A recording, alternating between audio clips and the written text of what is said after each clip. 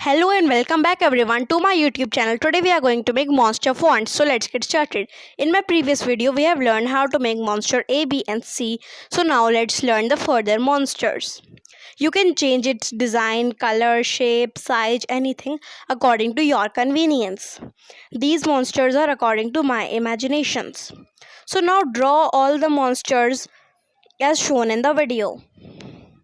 And do not forget to subscribe my YouTube channel for all new updates.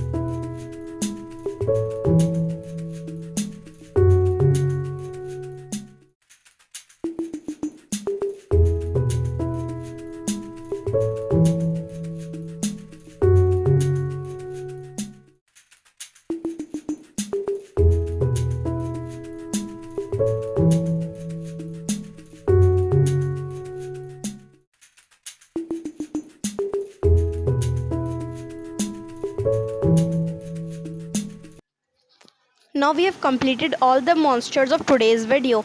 So now let's have a look at them. And I will be sharing more videos like this with more monster alphabets. So till then, complete these and do not forget to like my channel and video. Thanks for watching.